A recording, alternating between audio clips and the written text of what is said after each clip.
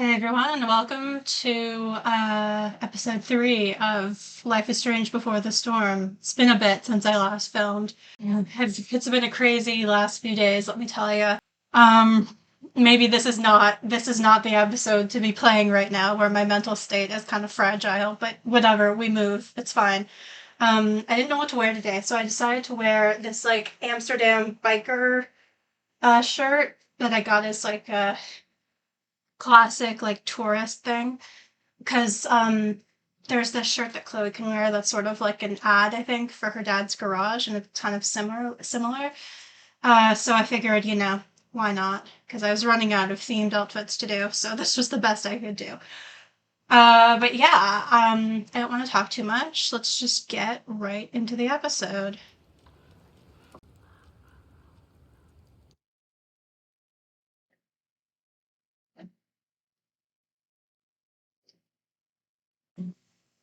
All right, I forgot. It's doing this fun thing where the sound doesn't play for the previously on. Whenever it's fine, it should fix itself once this is over. Ah, yes, all of the greatest hits of Chloe's life, where things just keep getting worse and worse. Oh my god, and the play, yeah, it sends me every single time I play through this scene. I played this game so many times, and it's still, like, just, it like, gets me so hard. It gets me right in the feels. And so does this scene. It makes me insane, kinda. Dun dun dun. We were kissing her though, which is weird and never really gets fully addressed. But yeah. I want to tell you all of it. But are you sure that Chloe should be here for... Chloe stays. She's like, this is my girlfriend. She is now involved in my business. Of course. In every way that matters, Rose is my wife and your mother. But the woman you saw at the Overlook, her name is Sera. I'm about to get really angry. This section always fills me with, like, this burning, like, vitriol, this, like, intense rage and hatred. Everything I've shielded you from for so long.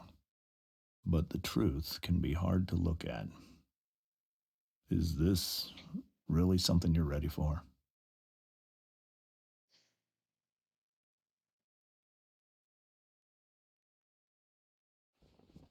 I talked about this, I think, in my video essay, but the imagery of the viewfinder is so significant because you're just seeing, like, specific images and the rest is darkness. I'm here. I'm right here. Good. I need you. Things got so intense between the two of them so fast, and I don't even mind. Like, we're in love now. It's been like 2 days and we're in love. I literally don't even care. This is just how teenage sapphic situationships work.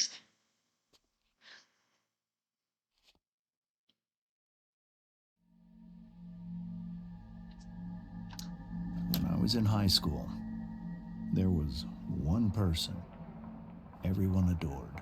That outfit is such a slay, by the way. Her friends. Sera was everyone's favorite. Every boy wanted to date her. I could barely believe it when she picked me. Sometimes, I think that's what kept me blind for so long. She was so alive, so passionate about everything. Early on, though, I realized I wasn't enough for her. While The framing of this is just so... college, ugh, careers, gross. families. Sera wasn't looking for any of that. She was looking for escape. Her, like... Already, he's, like, constructing her as, like, this villain, right? Through this, like, manipulative person, through this lens of her being this manipulative person who could be so like charismatic and make everyone like her, and like that's what like quote unquote kept him blind for so long, right?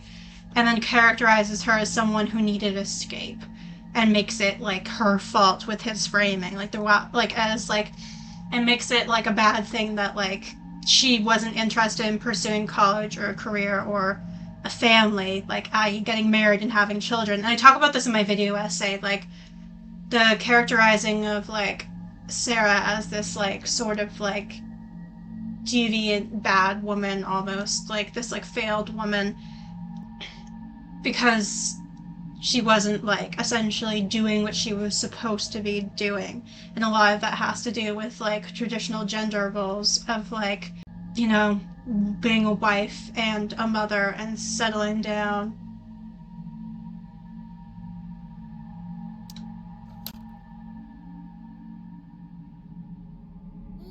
When Sera became And this pregnant, is also incredibly significant. I thought it would solve everything. Him basically saying like, And it when she did. became a mother, I thought it would fix For a everything. little I thought while. it would fix her, essentially. Becoming your father was the greatest moment of my life. This idea of like motherhood as something that can like So much love, fix but quote unquote broken women. I was still blind.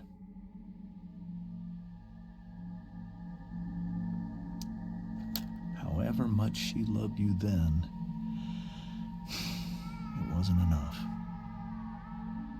For Sera, the need to escape was always there. And you see like the continuing like framing of her as like a bad person because of her For over a addiction. year, This I like tried to help her. I made myself believe constructing that she her was as a still villain a who good like clearly person. didn't care about Rachel or love her enough to, you know, not be disabled, No essentially. matter what happened, So goddamn she infuriating. would never do anything to hurt you.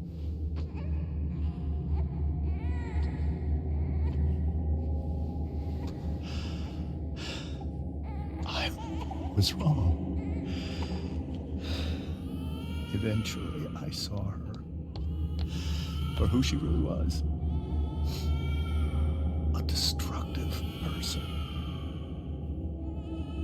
Someone who could never be satisfied.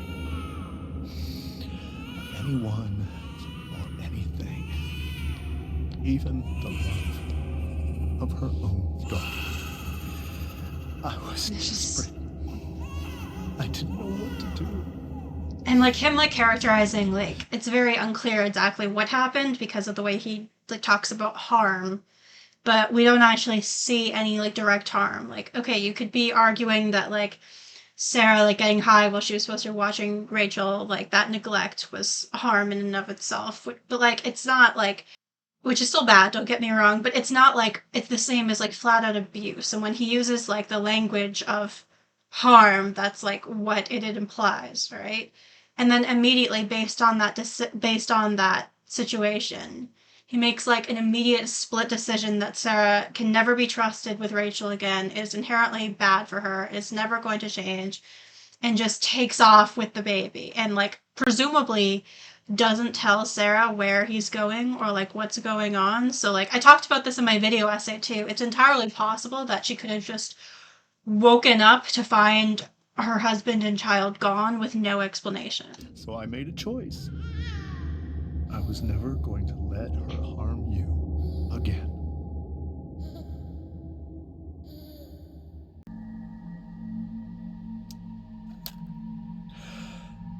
What you saw at the Overlook, Rachel, it was true. We kissed. Sorry, some coffee went down the wrong The way. saddest kiss of my life. It was a kiss goodbye. Okay, but you still kissed someone who wasn't your wife. And I was happy for her. Like that's still technically cheating. That she felt like she'd gotten her life together. Finally. But she didn't get to just decide one day to be a mother. Not after what she'd done. Not after all the people she hurt. And he doesn't All the Notice he doesn't lies. give specifics. Like, he isn't giving really any I told details her in any of this. She'd been given the greatest gift in the world. Like, who exactly did she hurt? Like, which She lives used to be did she your destroy? mother. Like, I don't deny that that could be a possibility, but again, he offers no specifics. And she squandered it. And again, like, It she'd been offered the pained greatest me gift in the world, the chance to to hurt be her your like mother. The idea that, But I'd like, do it for women, motherhood is And the most again important and, like, again essential to keep part you of their safe. being.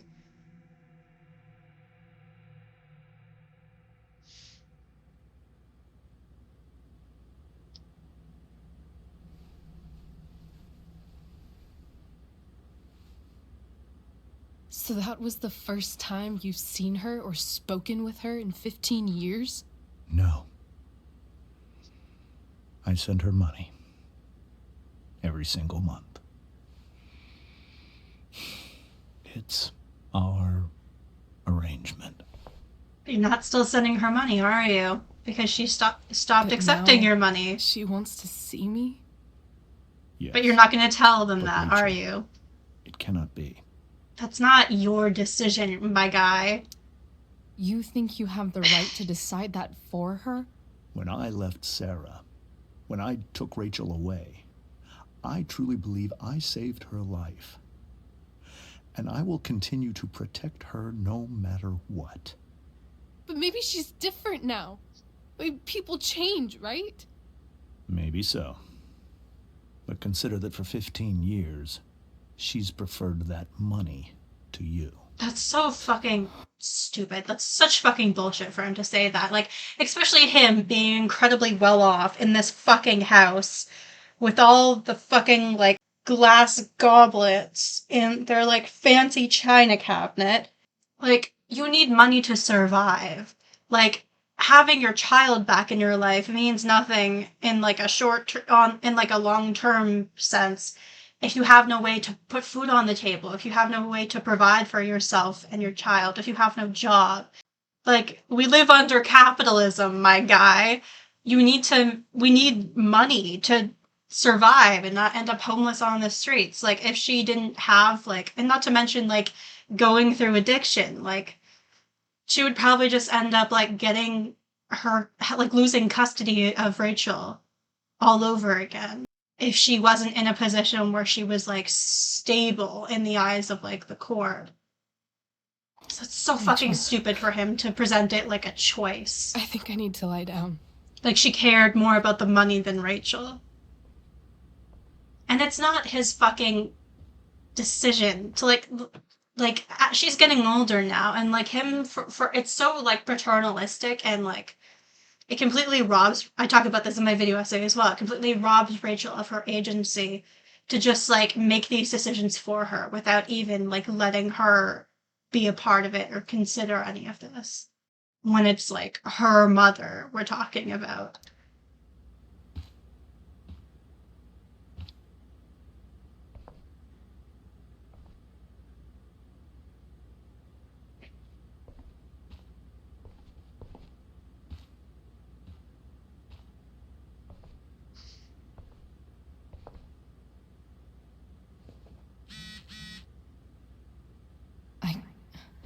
I can't leave Rachel to deal with this alone.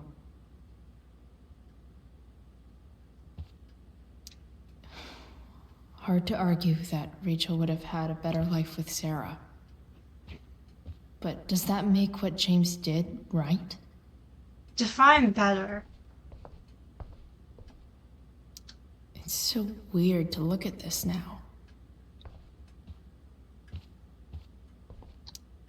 Hey, Mrs. Amber. I think it's Rose at this point, considering everything. Okay, Rose. Do you need any help with anything? That's very kind of you. Could you get out the broom for me? It's in the breezeway, door to the left of the fridge. The breezeway. Like, again, like, you have a goddamn breezeway. It's incredibly, like, it's incredibly easy for, like, James to be talking about, like, oh, she prefers that money to you, when, like, money's never been something he has to worry about or even think about. Fucking ridiculous. Oh, shirt. Right, I think this one is, Rachel's. Hey. Cool graphic. It's like a fire Rachel ice cream was really cone. getting rid of this? It's cute.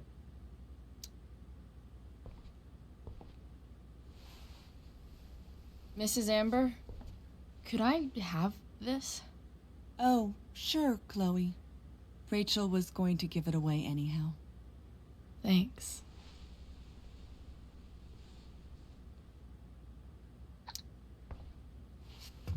Let's drop the broom.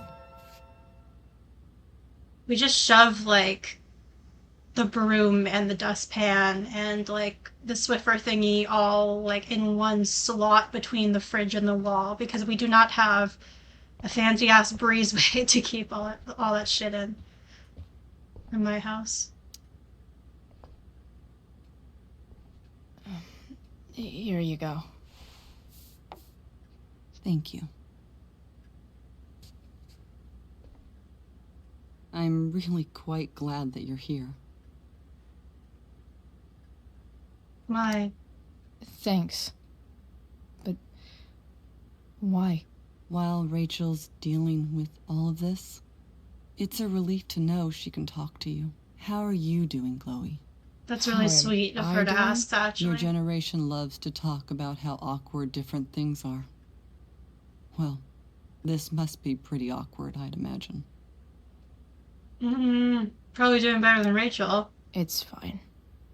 Rachel's the one who's really upset.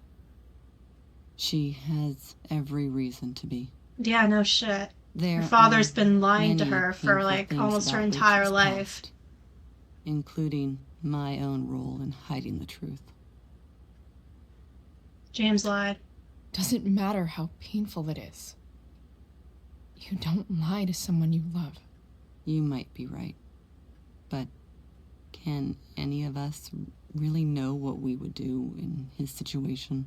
I don't know. I feel like He's been a if devoted I father. had a child, and I had that child was someone who was struggling with drug addiction, I would not just up and run with said child and not even tell my partner or, like, offer them, like, a choice in any of this, and I would probably not lie about the specifics of the situation to said child as they grew up. But hey, what do I know? For 15 years. I know he loves Rachel more than anything. I'm surprised you're defending him after what he did at the Overlook. It might be hard for you to understand, but after 13 years of marriage, I'm not threatened by what happened. You're right. I don't understand. Me You neither, don't honestly. have to Like, worry it's not about less me about being threatened or and more James. about, like, Rachel's it's a the one who betrayal, wants you to like, get well. Do you it's like, you could almost argue breach of contract. Not that you necessarily want to describe it in those, like, hyper legal terms, but, like, if you think about marriage as, like, a business proposal, essentially, like a contract, like, usually, like, monogamy is one of those conditions, or sometimes it isn't, depending on your relationship, but, like, you need to, like, establish those rules ahead of time. And, like, if someone breaks the rules, then that's a betrayal. think Sera is dangerous? I've never met her, so I don't know. But I'm inclined to trust my husband. It's a bad inclination. His entire life is about keeping people safe.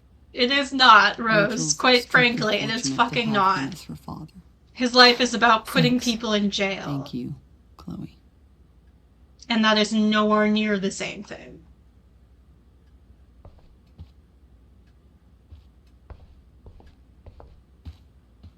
Rachel took that pretty hard. I should see if she's okay. Unfortunately, as much as I don't want to talk to James, I think we should, for the sake of discourse TM. This must be hard for you, too, Mr. Amber. I don't care how hard this is for him. He brought this on It could himself. be far worse. My biggest fear is that Rachel will try to meet Sera. I've dreaded it. So Chloe's that's why you angry never told face. her? You have no idea what pain Sarah's caused. I don't care. There's Her nothing that could addiction justify what has you led did. her to do terrible things. I don't want Rachel to go through any of that. It's also not your decision. But shouldn't that be up to Rachel to decide? Rachel is curious and determined. She's always going to want to know more. I can believe that. She won't be concerned about her own safety. She never has been. That's something that she and Chloe have in common. Do you think Sera is involved with any of the drug dealers around here? It wouldn't surprise me if she were. That's who she is. That's who Chloe, she is. I believe Rachel trusts you more than anyone else right now. Is this where you ask me to manipulate Rachel? Yep, into basically, doing what pretty you want? much. This is where I ask you to do as your conscience dictates. But please, put my daughter's safety first. Try the truth. Maybe try the truth for a change? What do you mean? Well, you did lie to your daughter for 15 years. This is true. And that's why I need your help. I only care about Rachel, Chloe.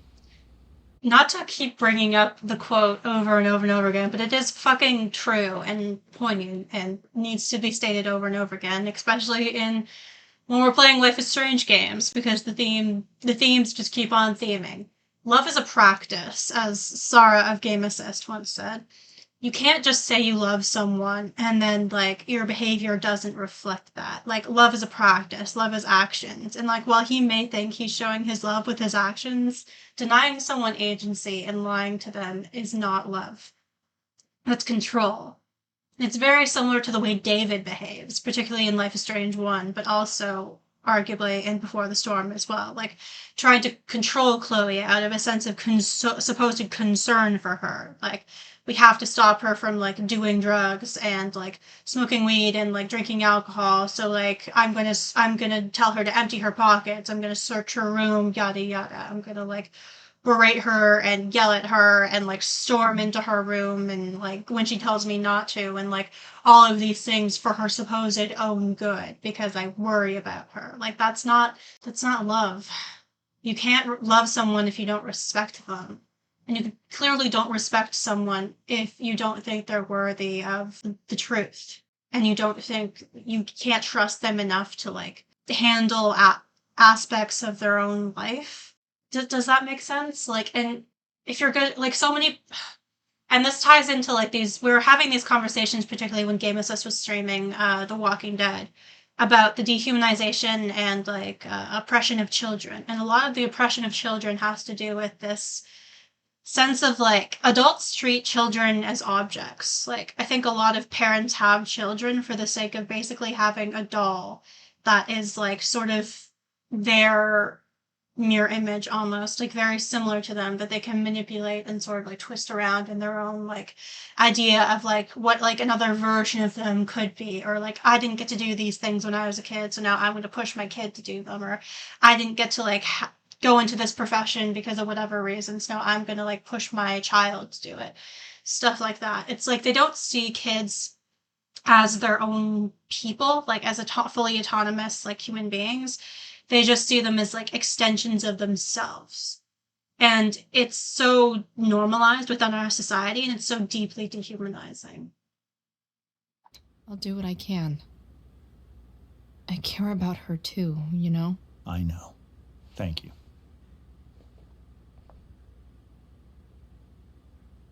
Fuck you, dude. My mortal enemy, truly. Like, I hate many Life is Strange men, but I think I hate him the most. Maybe him or Jefferson. I don't know. It's a close tie. Let's go upstairs.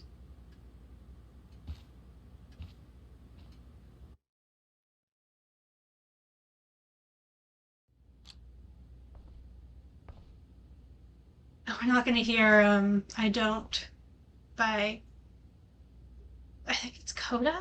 I'm not sure.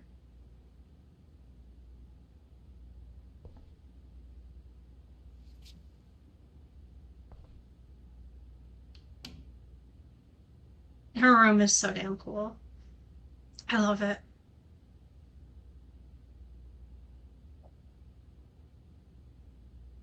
Oh, and I realized I had never seen that before. There's a thing on her wall that says do-si-do, and it has pictures of two does. Rachel? That's another connection to Rachel and the doe, like in Life is Strange 1.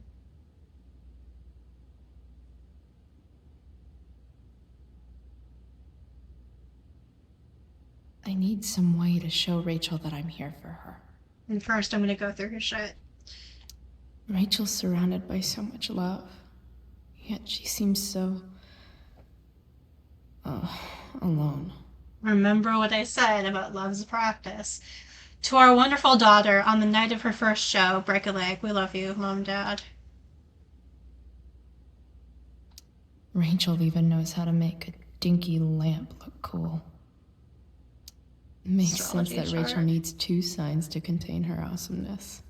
I shall call her lion Lion. crab from now on. It's cute. Yeah, she's a Leo, but she's on the cusp of Cancer. So technically she is a Cancer-Leo cusp. Strengths: creative, passionate, loving, devoted, diplomatic. Weaknesses: self-centered, volatile, possessive, and dramatic. Oh. All of this stuff is just so damn cool. Her, like, punk shit, her, like, model shit, her drama shit, her, like, little California-inspired shit. Cool light. Stars and everything. This light needs more light. I think, yeah, we need to attach it to the flashlight. Wonder what I could find around here to brighten up that nightlight. I know something Miss Arcadia doesn't. Weird. Dear Miss Arcadia, what's the real deal with the fire north of town? And when is it going to come down here and incinerate all of us its fiery hug of death, asking for a friend? Bros before bronies. First, I forget. First, King Waltz. No, King Waltz. Didn't the fire start the day after Firewalk was here? North Coaster. This is a strange one, friends. ABFD sources say they've never seen anything like it. No idea where it came from. No idea why it lasted this long. Total mystery. Time to put on your tinfoil hats and start speculating. Ask Miss Arcadia. There's a dragon with matches that's on the loose. Dead fan. Prescott's like 50% serious. Lady Effrey. Why only 50? Prescott's are shady as shit. You'd really put this past them? They probably had some incriminating evidence to burn. Or better yet, bodies. Not to mention the chemtrails they drop all over town. Highly flammable. So true. Nothing forever. Occam's razor, people. Just some kids getting high in the woods. As for the weirdness, this town is weird, but else is new. As Steve said. Nothing forever. But why male models? Lady Effrey. That's oh my god, Zoolander reference. I have no idea how to say that. We are built on Indian burial ground, are we not? At King Waltz Native People's burial ground, and no, we are not. At King Waltz burn, get it? I forget. Previous topic. Legalize organ movement, how to get involved. Next topic, Blackwell tuition spike, it's coming.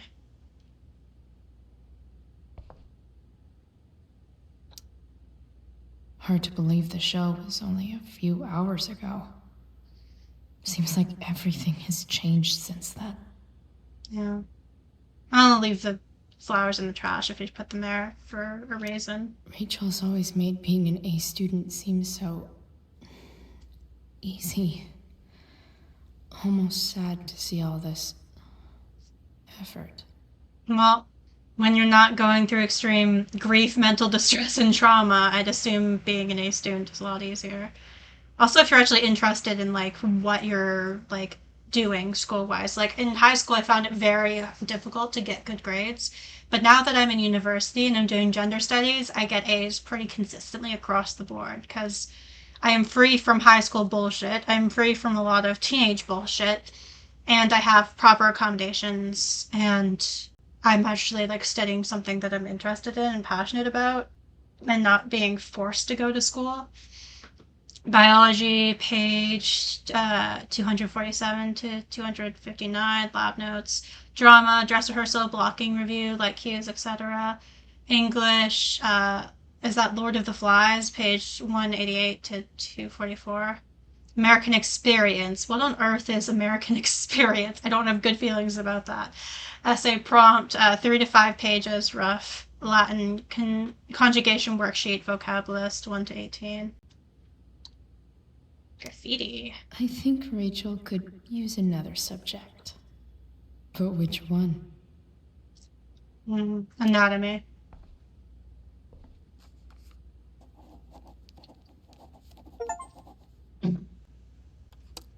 That's the one. Where do babies come from? Show and tell. Regrettably, Chloe, I don't think you and Rachel could make a baby. Because based on the thing that she was saying about period stuff in regards to getting past Skip, and also her description of like how she masturbates in her journal, I think Chloe confirmed AFAB potentially. She doesn't come across as a cis woman though, right? We've had this conversation in the Game Assist chat when I think Sera was streaming the remaster of Before the Storm, and like both Chloe and Max give off like very strong like non-binary vibes. I could get grades like this. I just don't want to. I know, baby girl. Excellence personified, unfailingly insightful and dedicated, indefeatable of mind and spirit, an absolute star pupil, the light of Dionysus brightly shone. Perfect attendance. Some of these are so extra. Like, okay, you expect the drama one to be extra because Mr. Keaton is just fucking dramatic, as he should be. But some of those are like, you can calm down, guys. It's not that deep. We were so close to making our break last night. Now, I don't know. Is there a section on how to walk fours through batshit crazy family drama? No? I used to be a huge Enneagram girly, less so now, I think, but still it has a place in my heart. I am a 4-wing 5, so I heavily relate to Rachel in that way. Individualist, type 4. Type 4s, it's not going to show the whole thing, can be the most creative of the types when they are able to reach their potential. At their best, type 4s are inspired, productive, sensitive, and dependent in a difficult environment. However, type 4s can fall into melancholy and self-indulgence. 4s craft their own identities by picking and choosing a select few of their emotions to rely on and all but blocking out the rest. Type 4s define themselves by their differences from other people. While this can lead to incredible talent and creativity, it can also lead to an unhealthy obsession on their perceived deficiencies and flaws. The best thing for a 4 is to learn how to let go of feelings from the past and focus on the potential that the future holds. Yeah, and what the arrows refer to is when you self-actualize, or I guess like I forget what it's called, but when you're healthy, essentially, you take on a lot of traits of the 1, the reformer. And when you regress, when you're in an unhealthy environment, you take on a lot of the negative traits of the 2. Yeah, I don't love the term individualist. Some people say romantic, which is a lot less like capitalism TM.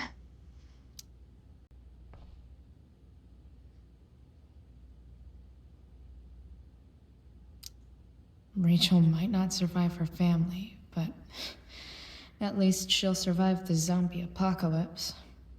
Yeah. Just around a little more. The yin and badass yang of Rachel Amber. Above all, remember, you are loved. Before all else, be armed, Machiavelli. Rachel has so many inspirations, she can barely keep them all contained. Nothing is impossible, the word itself says, I'm possible. Audrey Hepburn. The beginning is always today, Mary Wollstonecraft. Let us think the unthinkable, Let us do the undoable. Let us prepare to grapple with the ineffable itself and see if we may not F it after all. Douglas Adams. Is it well that I should with to leave this dreary world behind, seeking for your fair utopia, which perchance I may not find? Henry Kendall.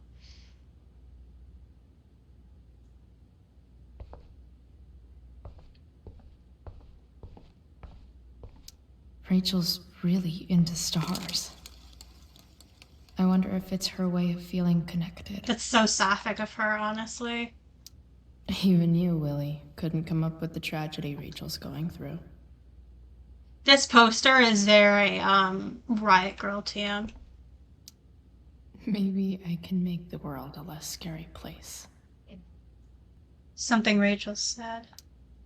On stage, I think Rachel said,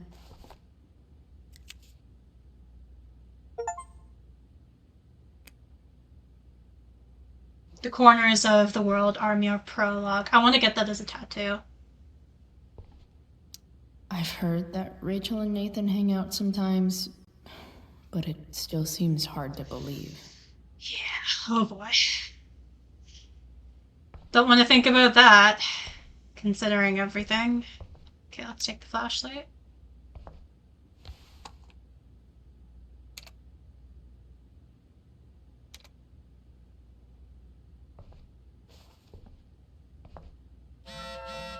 Into the butt. Alright, let me check my texts and shit. Mom. Chloe, I'm leaving the door unlocked in case you don't have your key. Please come home. Doesn't matter that's after curfew. Mom, I can't right now. Please. Yeah, it could be nice if Chloe could provide her with some detail of like where she is and what she's doing, to be fair. But Rachel and Chloe, where are you guys? We're at the Tempest cast party. I already texted Rachel like 8 times. Hey, I don't think we're making it. Chloe, you should come. Heart, heart. Yeah, Chloe, you did awesome, babe. Don't call her babe. That's weird. Hey, Chloe, great job tonight. Thanks, I can't. But you were amazing. I'll even admit that Mr. Keaton seemed a little disappointed when I arrived. Seriously, just come. Bring Rachel. Sorry, guys. I think that's it. And now we've got Sera. What can you say about a woman so mysterious her own daughter never heard of her until now? From what James told us, Sarah's a drug addict who got herself mixed up in all sorts of crazy shit. And by drugs, I mean OD and end up dead in alleyway drugs, not smoke a bowl and watch anime. When Rachel was a baby, Sarah would get high when she was supposed to be looking after her. Things got so fucked up that James finally had to take Rachel away. The butterfly on her shirt is really interesting. The funny thing is, even as James talked about all the horrible things Sera had done, he still seemed, I don't know, fixated, I guess. You could see the power she had over him.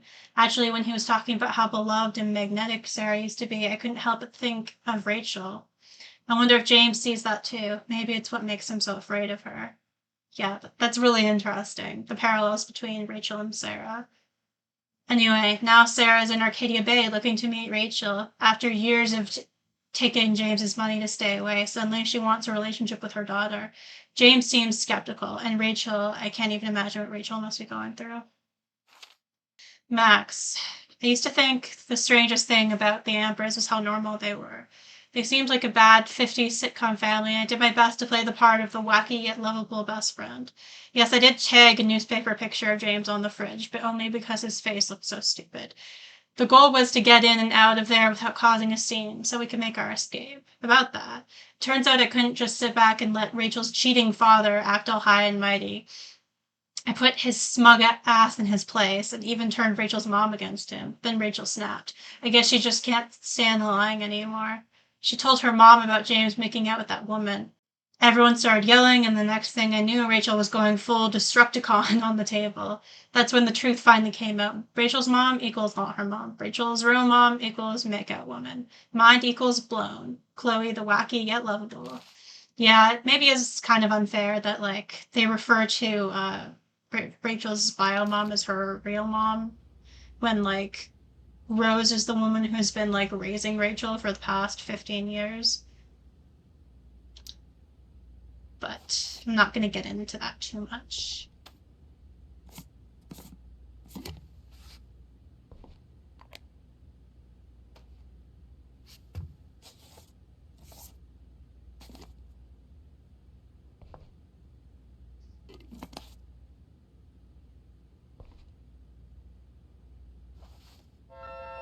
All ready for Rachel's light show.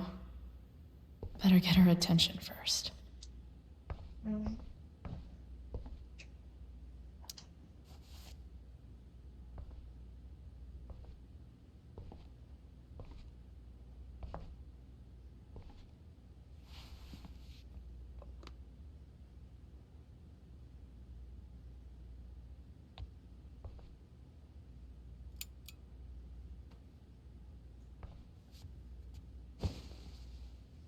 Hey, check it out.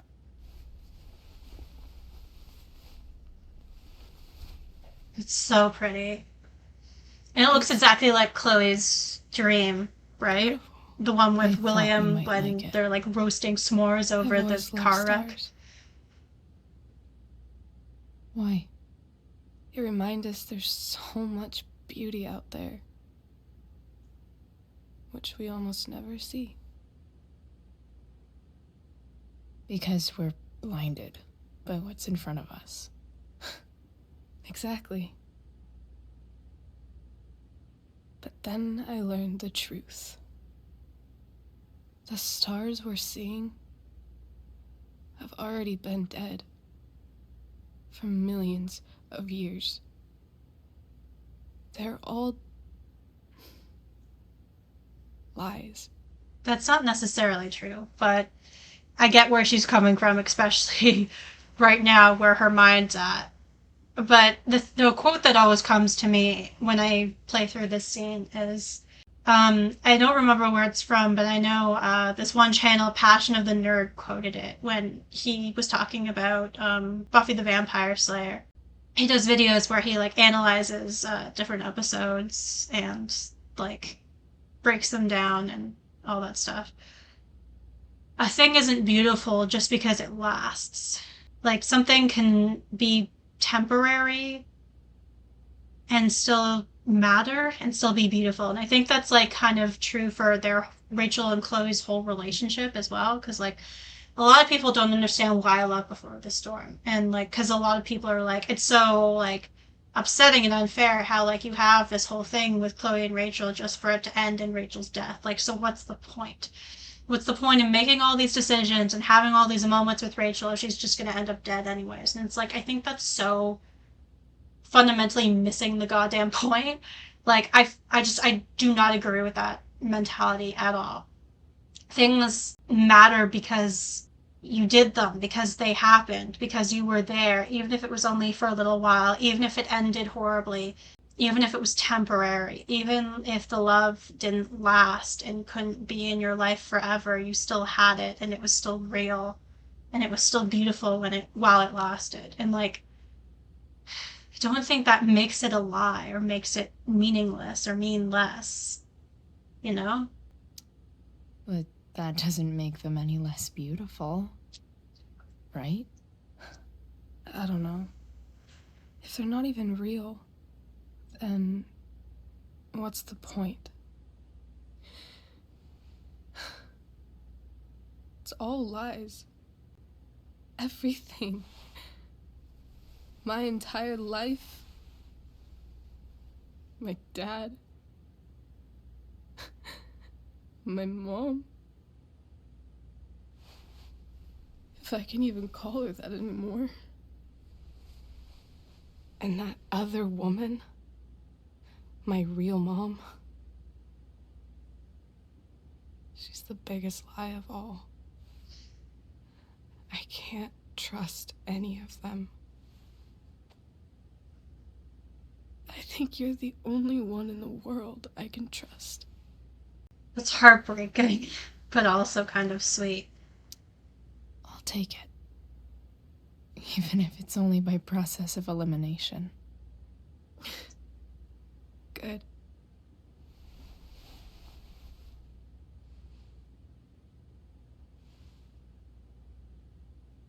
I wore this bracelet my entire life. I never even asked why. Never even thought about it. Somehow, I think I always knew. Even when I didn't know. Yeah, it's very real. like childhood trauma, But even when you don't remember, my it real sticks with mother you. was gone. Like it sticks with you in your body. On some level, some part of you, your subconscious remembers. What's interesting here is like I worry that like siding with like the stars can still be beautiful even if they're dead, and like Rachel's saying like they're all lies, and comparing that to like her family. I worry about like saying like it doesn't matter if the stars quote unquote aren't real, which like I don't even necessarily agree with that. Like they're still real because you can still see them. I worry that's like validating like James lying to Rachel on some level, that like a lie is still good if it's beautiful. That's not what I want to say. Like that's not what the point of view I want to validate. But what I think is interesting is what this game says about narrative and the reality. Like I talk about this obviously a lot in my video essay, gender disability and narrative, and Life is Strange Before the Storm. But what makes something real, it's like a matter of perspective, right? And like different people have different realities because of their different experiences, and like what becomes true, like what the narrative is very like contextual and very political. It's based on who's allowed to speak and who is listened to. And I think it's even more interesting when you think about like Chloe seeing her dad and whether those are hallucinations or like dreams or whatever, and is that real? And it's like it doesn't really matter, I guess, because like it's very much real to her, and like she sees him. And so like yeah, arguably that's still real.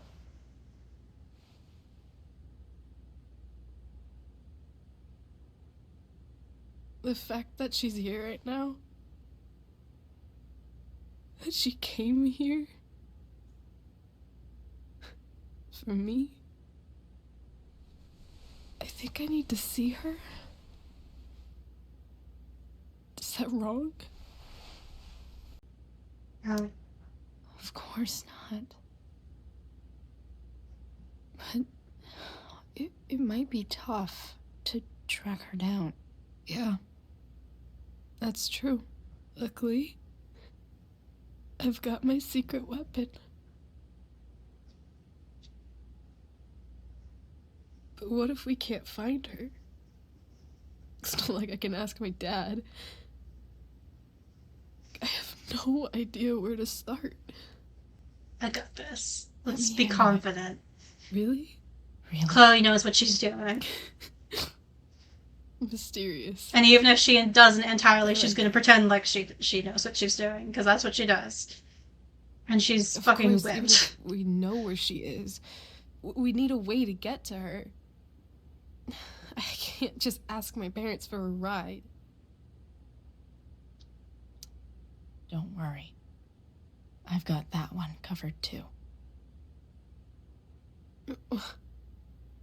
You do? Yep. In fact, anything you could come up with, I'll handle it. It's just like I told that biker dude at the mill, who was a lot scarier than this mom of yours could ever be. There could be flamethrowers, an army of robot ninjas, and a motherfucking dragon on a leash between you and her. And I would still find a way to get you there. Chloe, you're trying to kill me. You're trying to actively kill me. You're trying to actively put me in cardiac arrest. Just like her love is so beautiful and intense and big, and like her emotions being so like intense and passionate, like both the positive and the negative, like the way that line that she uses against the bouncer at the very beginning of the game gets like turned around this way into something like softer and like an expression of love instead of a threat, and something beautiful. It's just it's the badass yin and yang of Chloe Price, you know? Or maybe not yin and yang, because it's not opposites. It's like her emotions and her passion can be. I don't really believe in negative emotions necessarily. Like all emotions serve their purpose, but it can be like, you know, she can be very like grr, but she can also be so like loving and tender, and because she just has such a big heart, and it's so good. It's just so good, and it's so beautiful, and I love her so much. I love my girl. What can I say? I love my girl. But once we find her, how do I talk to her? What do I say? After my dad died, I was worried I wouldn't know how to talk to him anymore. But somehow, when we speak, I always know what to say. When you speak? In my dreams. He's there. And it's so real. It's almost like it's another part of my life. It used to be the only part that mattered.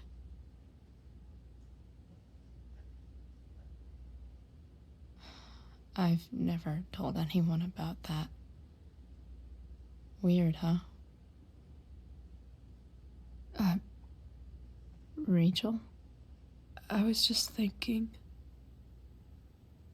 maybe I was wrong before. That's really interesting how, like, she fully, like, basically admits, like, yeah, I have conversations with my dead father, and Rachel, like, just takes it in stride. I think that's very cool and chill of her, because not many people would do that.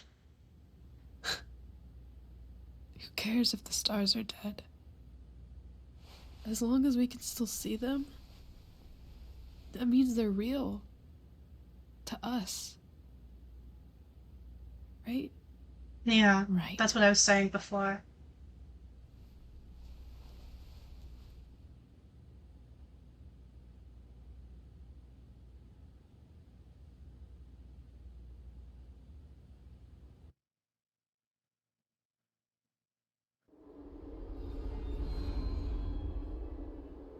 And it's interesting if you think about, like, Sera specifically, like, and like Rachel's relationship with Sera, and how, like, it gets, like, directly compared to, like, Chloe and her father in that scene is something I don't really think I fully thought about before. Because, like, Rachel says earlier, and, like, that other woman, my real mom, she's the biggest lie of them all.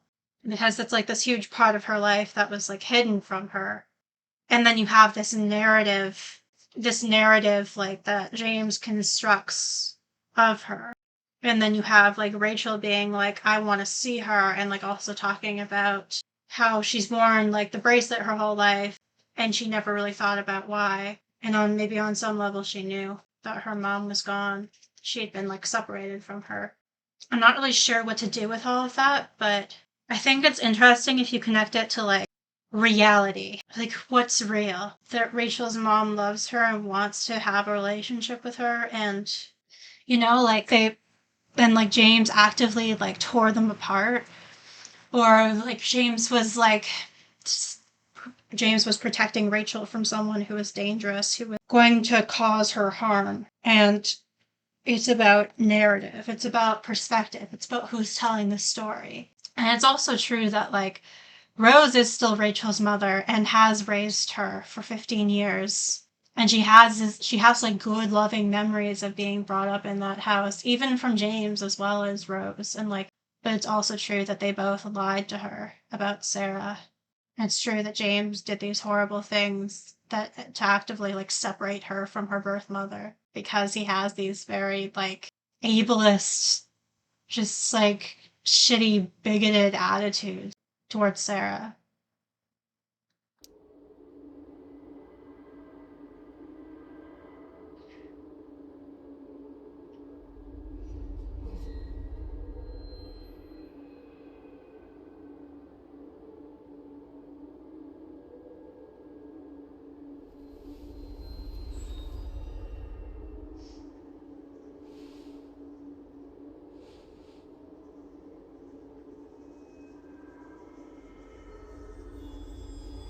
Dad, I think we're stuck. Hey, maybe you should let me drive. You always do it wrong. That was one time. When are you going to let it go? Oof. Oof on the roof. Remember when we used to work on cars together? Those are some of my favorite memories. Don't you mean my memories? I don't think you remember after you're dead. Touché. All right, you win. Why don't you go take a look? And this is interesting Sure. in terms of like continuing themes of reality.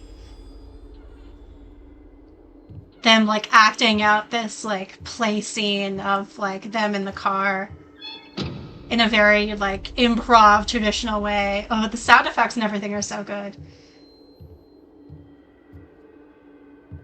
And she's got like her costume on from the play the other night. Ugh.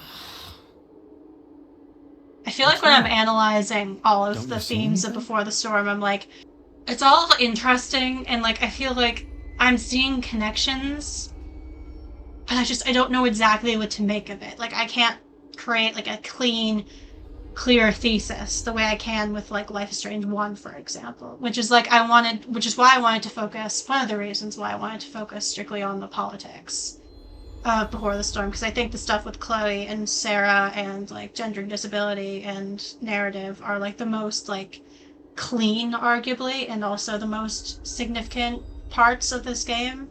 But I think the stuff about like what's real and reality and lies and truth are also interesting. Like what? There's nothing here. Really? That's odd. Well, I know it's not the spark plug. I just got that replaced. What? I said it's not the spark plug!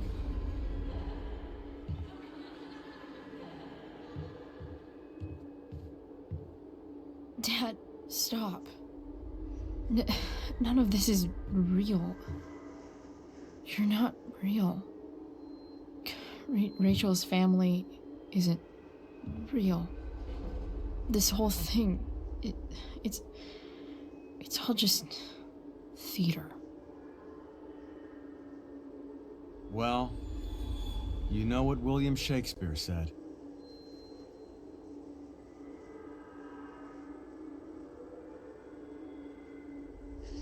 So yeah, this connects like Rachel's family being a lie to like William being here being a lie, like her not actually seeing him, this not being real, which I don't know if I like, because then that follows that like it's kind of connecting like James and like his lies to like this idea of like, you know, accepting a beautiful lie, i.e. like Chloe talking to William, inherently reading that as like an hallucination or something that's not actually happening, and therefore something she needs to like get over or break herself out of.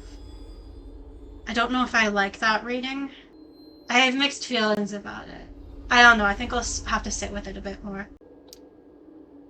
Something about the whole world being a stage. So might as well act the fuck out of it. Exactly. Nailed it. But I don't want to be an actor. I just want to be myself. That's also another theme, Give me a right? break. In regards to what I was saying about like Chloe's life and narrative in regards to my video essay. Like not wanting to have to be an actor, not wanting to have to like be someone she's not, like put on a performance. She wants to be honest. She wants to be able to be honest about her experiences and her, it sounds so cliche, but her truth, you know? And like what she's going through, what the world is throwing at her, what she's dealing with, and for people to see it and actually like look at her and like see what she's actually going through and see things the way she sees things, you know? Well, maybe there's a reason we pretend. Maybe the lies we tell each other are less horrible than the truths we keep hidden. Wow. That's pretty dark, Dad. Where do you think you get it from? There's my cue. Dad? Relax, sweetie. It's all pretend, right? Right. Just a bit of stage magic. Floodlights, sound effects. Chloe, look at me. Look at me, sweetheart. It's going to be okay.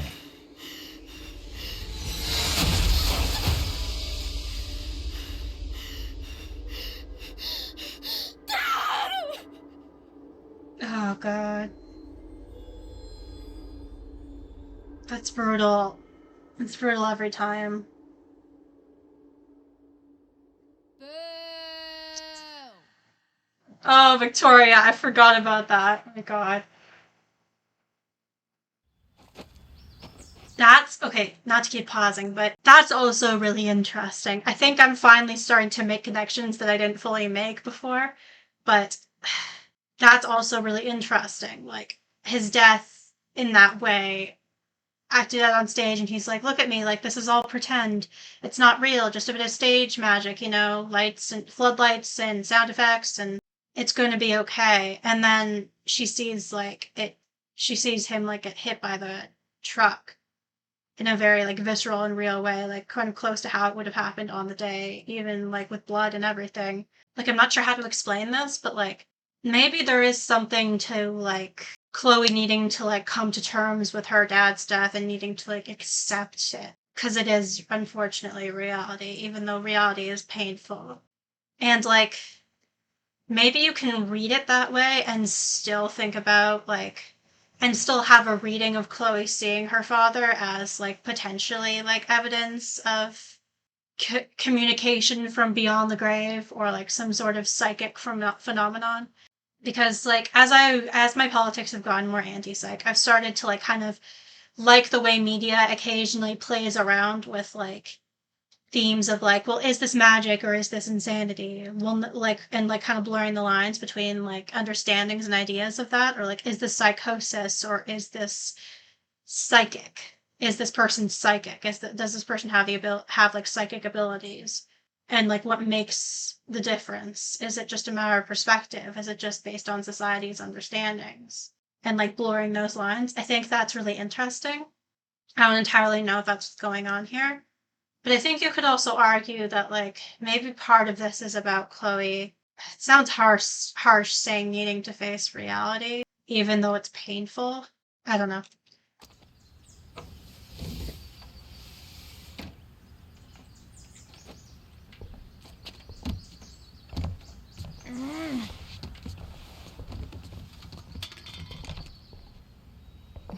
Wait, Fucking David. what the shit? Has someone been going through my room? Doesn't seem like Mom. She wouldn't leave a mess like this. David. Wait. David? That motherfucker. And complete violation of privacy. Whatever. I don't have time for this shit. I've gotta help Rachel. Okay. I saw Sera leaving Frank's RV. He might know how to find her. Plus, he likes me. And he owes me one from yesterday. I can do this. Come on, dude. Pick up. Price, I got your collector's fee. Coming to get it? Hey, Frank. I was actually gonna cash in for a favor instead. What do you say? Never run out of crap, do you? What's the problem? Are you sure he likes you? Because I don't really need to think he find that does. woman from yesterday. Sera.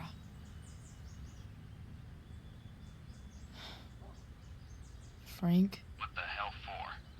something important. Can you help? I'm trying to help a friend. It would mean a whole lot to her. The girl with you at the mill? Yeah.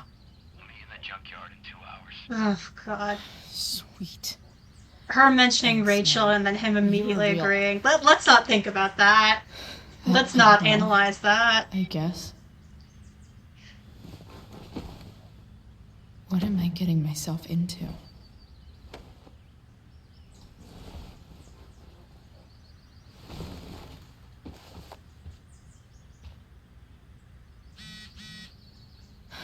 Okay, I've got 2 hours to kill. A shower would be fucking amazing.